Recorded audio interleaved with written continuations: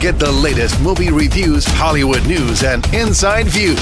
It's time for Behind the Screens with Lights, Camera, Jackson on 107.7 GNA. Here he is every Friday morning. He is our local resident movie film critic. He takes us behind the scenes. Good morning, Jackson. How are you, buddy? I am great, guys. How are you? We're doing okay. So you don't have any breaking news? Like, you're not going to make any accusations against, like, Kathy Lee Gifford or anything like that, are you?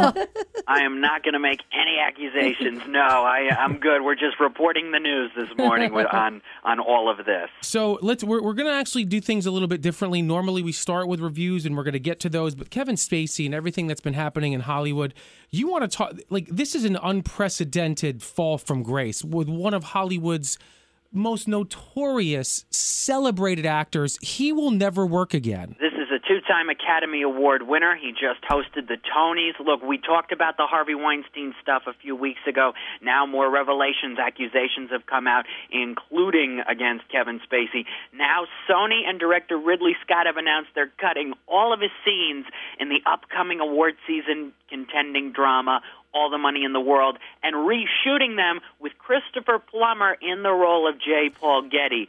There were reports that Christopher Plummer was the original choice. Here's the crazy part. This is why I thought it was nuts when I read this news Wednesday night, that they're going to still release this movie on December 22nd. It's just unbelievable, unprecedented that they're going to try to reshoot these scenes and get the film out in time just to be eligible for the Academy Awards. This is truly historic. How many scenes is he in? Not that many? Isn't he the star of the movie? Well, Spacey was reportedly on set for only 8 to 10 days. Okay. It seems like J. Paul Getty has a supporting role in the film, but a significant one.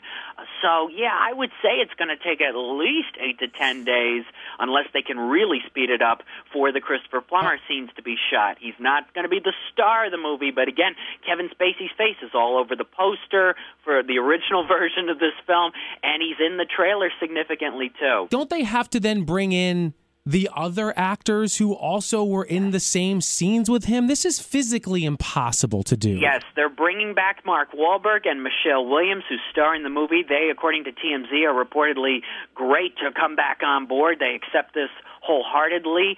This really, the only way to save this movie from not being a box office bomb and completely out of the award season contention, this is the thing they had to do. I think it's crazy. So many people think it's crazy, but if they can pull this off, don't be surprised if Christopher Plummer and Ridley Scott really get in the award season race. Yeah, right. All right. Have to. Well, great stuff. Let's talk about some of the movies that open up this weekend. Murder on the Orient Express and Daddy's Home 2. So Murder on the Orient Express is the latest film adaptation of the very popular Agatha Christie novel.